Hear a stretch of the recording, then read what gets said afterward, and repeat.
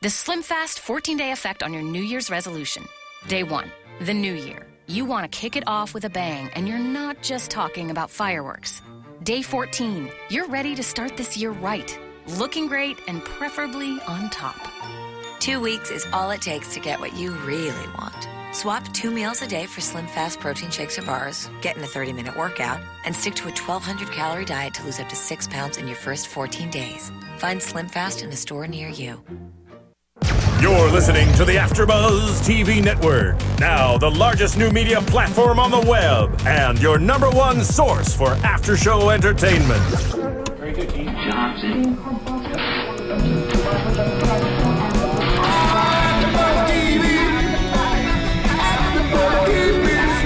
The AFTERBUZZ Studios in Los Angeles, California. Presented by Maria Menounos and streaming live thanks to Akamai Technologies. This is AFTERBUZZ TV's Ravenswood After Show. We'll break down tonight's episode and get you all the latest news and gossip. And now, another post-game wrap-up show for your favorite TV show. It's AFTERBUZZ TV's Ravenswood After Show. Welcome back, Ravenswood fans. Creepy. We're loving this song. We're recapping season 1, episode 8. Home is where the heart is. This song fits perfectly. Thank you, Marissa, for finding this song. I'm your host, Emma Kay, and joining me I'm is Sarah Giraud. Well, it's been a lot of creepiness going on, transferring from PLL to Ravenswood. Definitely. But my ultimate creep in Ravenswood is Mr. Collins. Yes. It just seems like before he was nowhere to be found, and he was dark and mysterious, and now he's just everywhere. Yeah. And it's Scaring creeping us. me. He kind of reminds me of Edward Scissorhands for some reason. Not really sure why. Something awkward and creepy about him.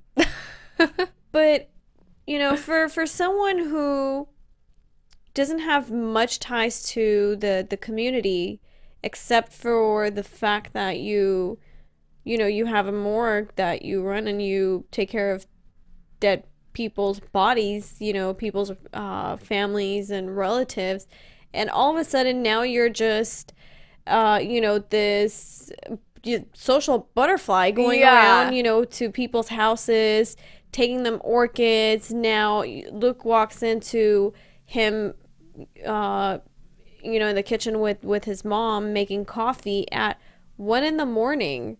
Yeah. And he's like, what is he doing here? It's 1 a.m. And his mom doesn't seem bothered at all. She thinks it's okay. She tells Collins, oh, why don't you finish your coffee and then you could leave.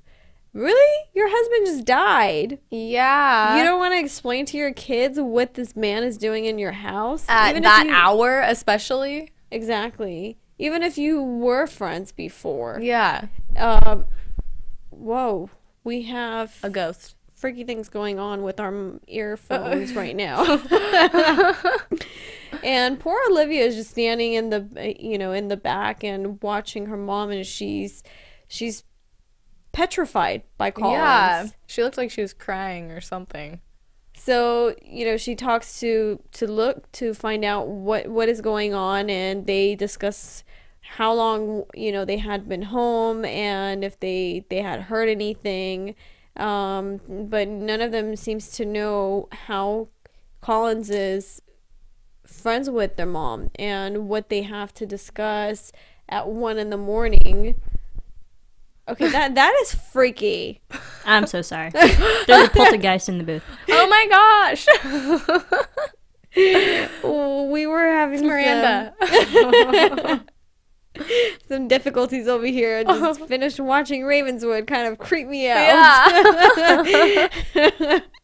I think it creeped me out so much that I don't probably have to diet anymore. Yeah. So. Speaking of, has anyone tried Slim Fast here? I have. Yeah, it's pretty good. It's good. With Slim Fast, 2 weeks is all it takes to get what you really want. In 14 days, the only thing higher than your confidence will be your hemline. This podcast is brought to you by Slim Fast.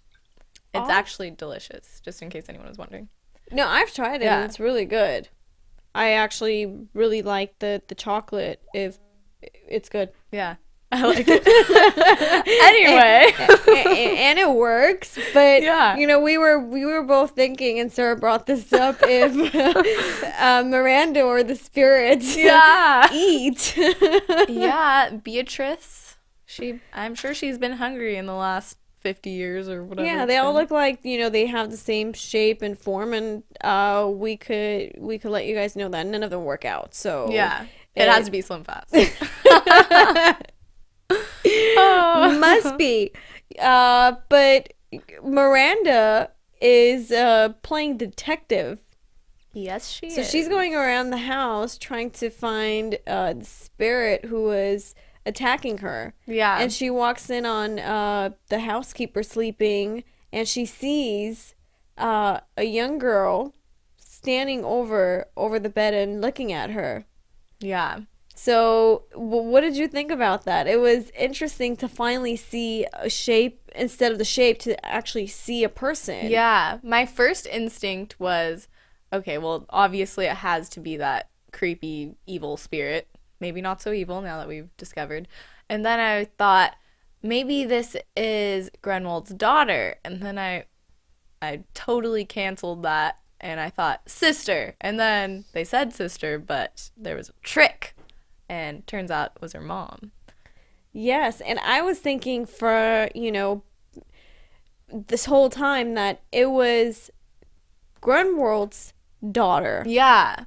That's why she was in the house. Yeah. You know, to stay close to her daughter. You know, and we have an interesting twist with Remy's help. Mm-hmm. And Miranda's detective skills. They decide to search to find out who this person is, and they find out that Beatrice is actually the housekeeper's mother. And at the time that Beatrice was pregnant, they had, you know, gone away from the town and came back. And her mom told everyone that she was the one that had the baby. Yes. So that's why it's reported that Beatrice has a sister, but in reality, it's her daughter. Yes. So weird. Beatrice was one of the 5 that was killed in the Pack 5, and I think like 1948 or something like that. So she sticks around the house because she gets to watch over her daughter. Yeah. And she warns Miranda not to mess with anything, not to ask any questions, to leave it alone, and that she's protected. And I'm thinking, what is she protected from? Yeah. And you think this is being protected? Yeah. Being trapped in a house? Is more being like protected. selfish. But Miranda was really, really getting under her skin. The questions she was asking, the comments she was making, and she made a good point. You know, she said, when your daughter, you know, passes away, she's gonna be away from this house. She's gonna go away, but you're trapped here.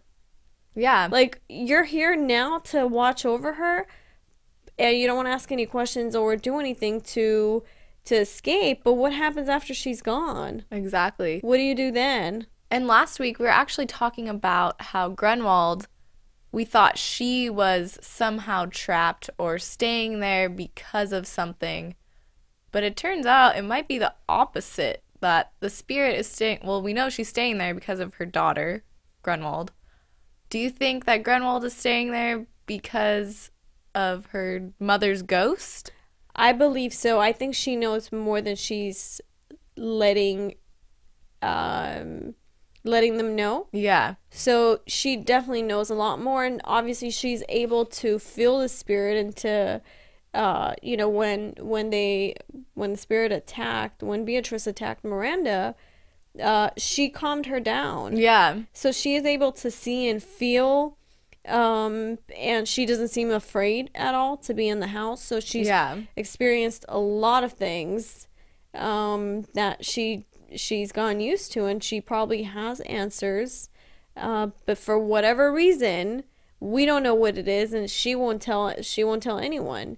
And Colin seems quite young, to know all the information. So I'm guessing the housekeeper was there way before Collins. Yeah. So I wouldn't be surprised if she helped raise him. It has to be something like that. So she's been there for a while, and there's what, a 17-year age difference between her and her mom. Yeah, exactly. So she has to be, I'm guessing, maybe in her 60s. Yeah, 60s. And Collins is maybe mid 30s, early 40s at the most. That's what I was thinking too. Yeah. But we have an interesting visit in this episode.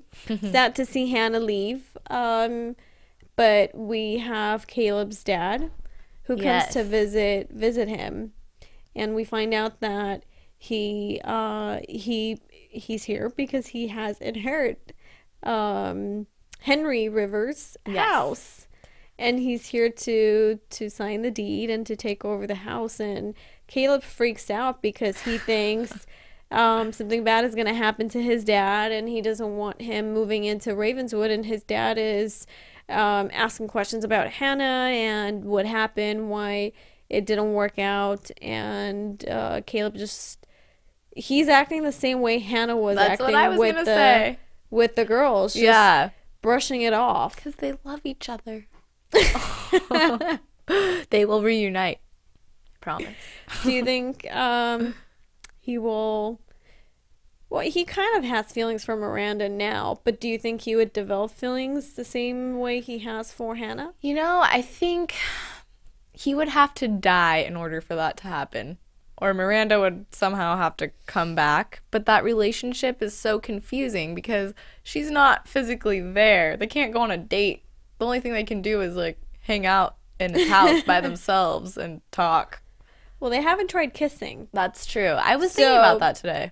What if they, like, touched each other? I feel like, I don't know what happened.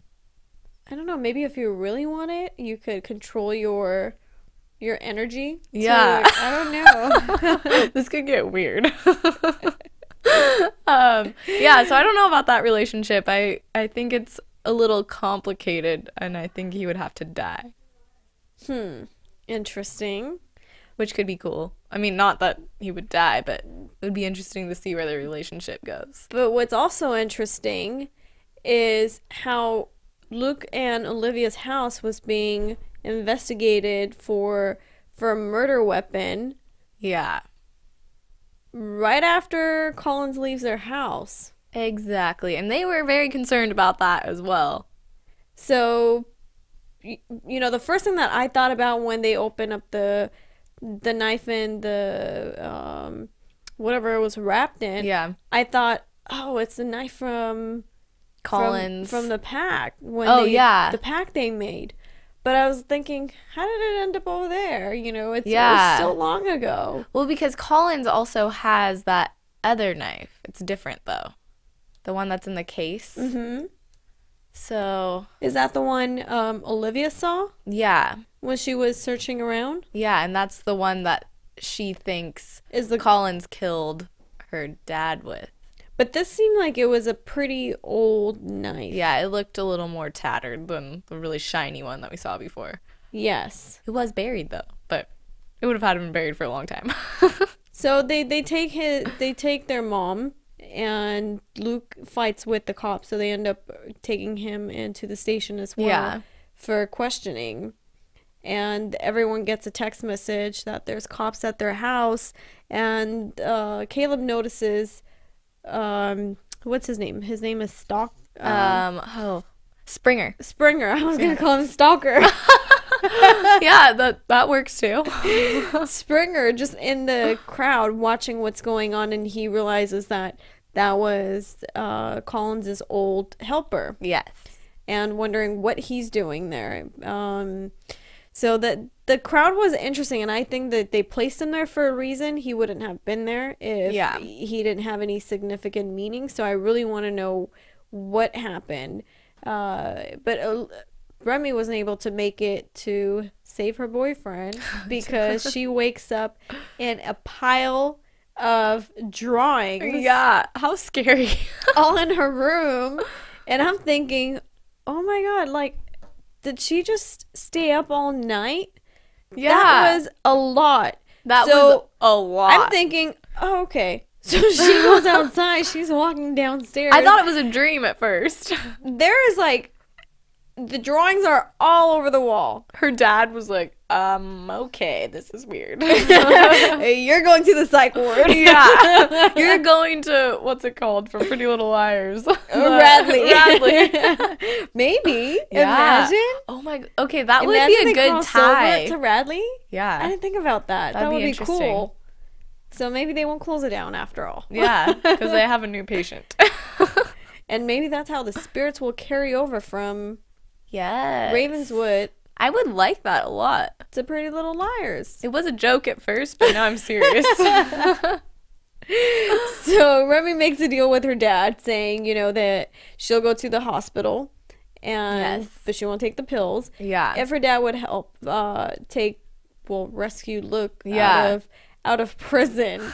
So they agree, and so her dad brings Luke home, and she's surprised and happy, and she's showing him the pictures and the drawings and what happened. But one thing that was really interesting is the drawings had words on them that were a clue for her. Yeah. It was saying, you shouldn't have seen. Yeah. And the same thing was repeated in the jail cell to Luke by this old creep man. Yeah. Who's first asking for the time and then threatens him and tells him you shouldn't have seen anything and you're gonna wish you were dead, and when that time comes, it was just like, what? First of all, he looked like a pirate. Second of all, I think he was possessed. Like, how did you end up over here? Yeah. So I don't know, I'm getting really freaked out about this whole situation. And was it a dream to help them, or was it a warning? A warning. And what Remy says, did someone follow her back? Oh. So maybe the spirit was the one that was in the old man's body, talking to Luke and telling him to watch his back. Yeah. You know what I was thinking, going back a couple seconds? Remy's dad was talking about going to the doctor and everything, and Remy was like, I don't want to take those pills anymore. I was thinking, what if her dad is trying to send her to the doctor and get her medicated so that they won't find out? Maybe he knows about the pact a little more than they do, and he doesn't want her to dream about it anymore because he doesn't want her to find out what's going on. That could be true. Yeah. So I don't know if that would make him good or evil. I think it would make him a dad worrying about his daughter and wanting her to be safe. Or maybe not, because he doesn't, I don't know. You're right. It could be safety, or it could be because she is a roadblock. She is dangerous when she sleeps out. She tried killing Luke with a knife and then ends up cutting her dad's wrist. Yeah, but I mean, they are also trying to get the information to crack the pact, and if they were stopped, they might all die anyway. I think it's... You think it's good-hearted? It's good-hearted, but it's way over their head what they're trying to do. I think they need help, and as I've been saying for PLL, it's a generational thing, and it's the same thing over here. I think they took the same concept and transferred it to Ravenswood. Yeah. We see it with Henry Rivers passing it down to Caleb's dad and to Caleb, and the whole house situation, the bird flying into the house. Scary. His dad making a comment saying, that's supposed to represent a death in the family. I guess the bird came a little too late. And Caleb's like, I hope you're right about that. I hope it's not. No, it's on time, and it's going to be one of us. That whole line creeped me out. And I don't know if it was intentional of Caleb's dad, the actor, but he made a weird face after he said it. And I was like, wait, what if he's evil? But I doubt it. Well, talking about evil... I just remembered. Let's talk about Tess. Oh, yeah. Tess shows up out of nowhere at the coffee shop while Olivia is sitting there, and they decide to hash things out, and now they're friends again, and they're sharing secrets of what happened, who they... That was a really quick transition, by the way. Very quick transition. Really from, like, arch enemies to, oh, like, let me tell you my deepest secrets. Yes, and Tess decides to share, you know, her deepest secret, that she has broken up with Stalker. And I know it's Springer, but I'm going to call him Stalker. Yeah. And, you know, and then the next thing we see is she's looking into this store or whatever storefront, whatever that was she's looking into, and Springer comes up from behind her and starts questioning her and asking her questions, you know, and she's asking him questions about Dylan, and now their, you know, their bromance and what's going on. And the way they were talking seemed like they were on the same team. Yeah. For the same purpose, but they weren't really dating one another. Yeah. And it seemed like they were working with Dylan. So whoever Dylan is working for, I get the sense that Tess is working for the same person. Yeah. So she has other intentions, other motives, and I want to know what it is. Because it just doesn't seem right for her to be friends with Olivia all of a sudden out of nowhere. Really creepy. But I get that same possessed feeling from Tess that I got from Dylan. They're like really over the top nice, and it's really creepy. Sounds like Collins. Yeah. Right? Bailing out, you know, Olivia's mom. Yeah. A little weird. Over the top. Freaky. But Springer, he seems like he's trying to warn everyone. Right? He is. He was trying to tell Olivia to watch out from Dylan, and she doesn't know who she's dealing with and who he really is and what he wants. And I'm like, what are you doing? You knowing as much information as she does already about the pact and what's going on, you think you would sit there and listen to what anyone has to say to absorb as much information as you can, not run away and hit the guy and get him hit by the car.